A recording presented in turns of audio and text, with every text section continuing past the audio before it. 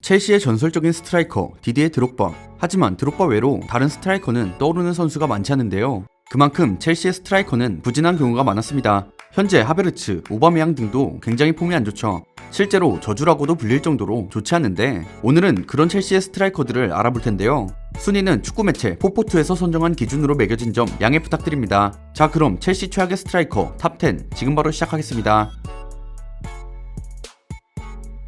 10위에 오른 선수는 알바로 모라타입니다. 레알 마드리드 출신인 모라타, 유벤투스 이적 후 챔피언스리그 준우승에 기여했는데요. 그렇게 레알 마드리드로 복귀 후 거액의 이적료로 첼시로 이적합니다. 당시에 첼시 역대 1위 이적료였던 토레스의 이적료를 뛰어넘는 금액이었죠. 6,600만 유로, 한화 약 900억 원이었습니다. 이적료도 이적료고 당시 첼시 감독이었던 안토니오 콘테 감독이 원하던 선수였다 보니 기대감이 컸었는데요. 그러나 프리시즌 동안 매우 좋지 않은 경기력을 보이면서 불안감을 갖게 하더니 결국 후반기 부상 이후 골 결정력과 피지컬에 문제가 생기며 부진하게 되죠. 이후 올리비에 지루가 영입되면서 서브로 밀리게 되었습니다. 그렇게 모라타는 AT 마드리드로 임대 이적했고 곧이어 완전 이적되었는데요. 아틀레티코 마드리드로 떠난 이후 첼시 시절보다 나아진 폼을 보여주면서 주전 공격수로 활약하고 있습니다. 9위에 오른 선수는 곤살로 이가인입니다. 유벤투스 시절 첼시로 임대 이적했던 이가인, 레알 마드리드, 나폴리, 유벤투스에서 월드클래스급 활약을 보였다 보니 기대가 되었는데요. 하지만 그의 나이가 큰 문제였습니다. 노쇠화로 폼이 떨어진 모습이 첼시에서 드러났던 것이었죠. 느린 스피드와 부족한 팀 케미로 인해 마우리치오 사리 감독 아래 이가인은 18경기 5골만 성공시켰습니다. 결국 시즌이 끝나고 첼시는 이가인과 임대 계약을 연장하지 않았고 이가인은 유벤투스로 돌아가야 했죠. 8위에 오른 선수는 알렉산드레 파투입니다. 2016년 뜬금없이 첼시로 임대로 오게 된 파투, 시즌 종료까지 6개월간 임대 이적했었는데요. 그렇게 첼시로 입단하고 충격적인 사실이 발표됩니다. 파투가 몸을 만들기 위해 6주간 추가 훈련을 소화해야 한다. 그의 몸 상태가 리그 경기를 소화할 수 있는 수준이 아니었던 겁니다. 결국 6개월 임대 기간 중 2달 가까이를 훈련으로 소비해야만 했죠. 그렇게 데뷔조차 못하나 싶었지만 아스톤빌라전에서 교체 출전해 PK골을 성공하며 첼시 데뷔골을 기록했습니다. 이후 스완지전에서도 선발 출전하는데요. 별다른 활약을 하지 못하고 코스타 복귀 이후 곧바로 벤치로 밀려났죠. 파투는 첼시에서 고작 2경기를 소화하고 브라질로 돌아갔습니다.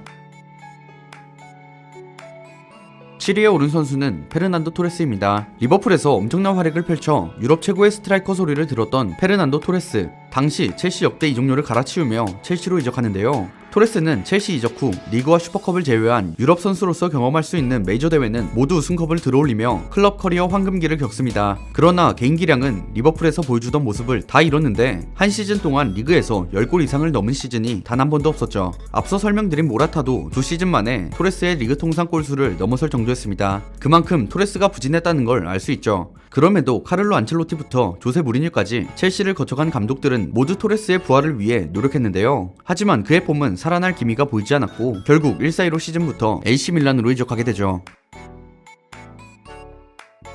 6위에 오른 선수는 마테아 케즈만입니다. 17살의 나이로 데뷔하여 PSV에서 큰 활약을 보인 케즈만, PSV에서 4시즌 동안 127경기 98골, 득점왕 3번을 차지하는 어마무시한 모습을 선보였는데요. 그렇게 빅클럽들에게 큰 화제를 얻어 첼시로 이적하게 되죠. 케즈만은 첼시에 9번을 달고 저주가 시작됩니다. 2004년 약 106억 원의 이적료로 첼시로 이적한 케즈만은 디디에 드록바와 아이두르 구두연센에게 밀려 벤치 신세로 전락했죠. 결국 41경기 7골 2어시를 기록하고 한 시즌 만에 방출됩니다. 이후 여러 클럽들을 전전했지만 끝내 부활하지 못하고 33세의 나이로 은퇴하게 되죠.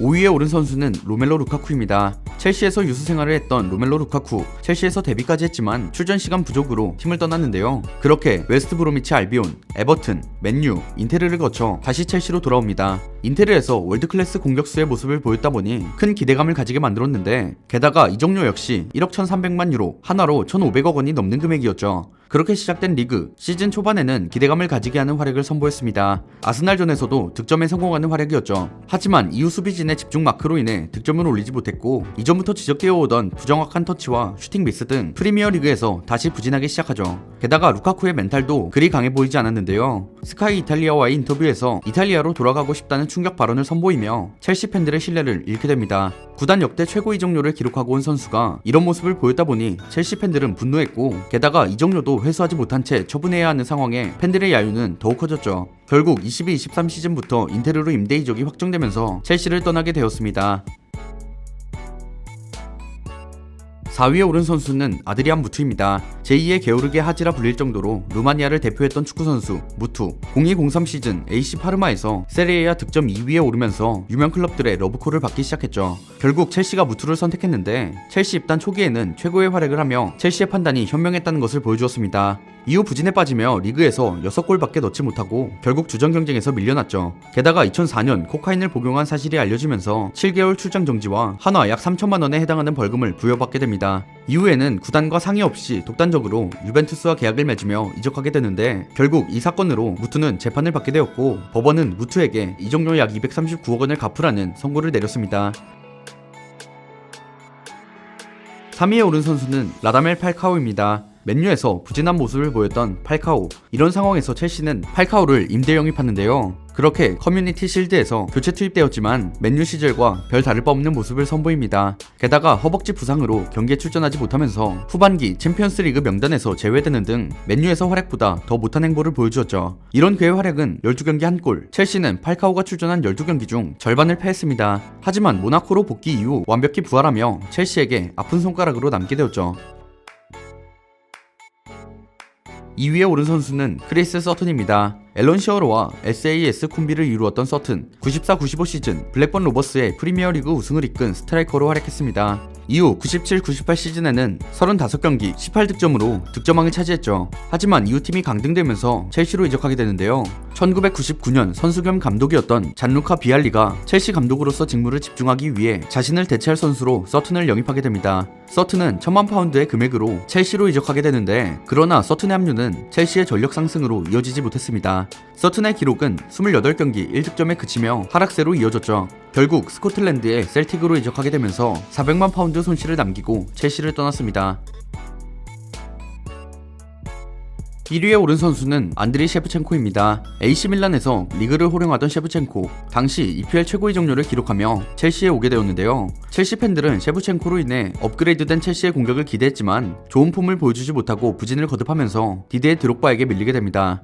셰프첸코는 연거푸 부진과 부상을 오가며 벤치 생활을 이어갔죠. 결국 카를로 안첼로티가 첼시 감독으로 부임하고 그 시즌에 셰프첸코는 첼시를 떠나게 되었죠. 셰프첸코를 통해 첼시 7번의 저주를 알리게 되었는데 하미레스와 응골로 캉테를 거치면서 첼시 7번의 저주는 완전히 지워졌습니다. 지금까지 첼시 최악의 스트라이커 탑10에 대해 알아보았습니다. 여러분들은 어떤 선수가 가장 기억에 남았는지 댓글 남겨주시면 감사하겠습니다. 지금까지 월간 베스트였습니다. 감사합니다.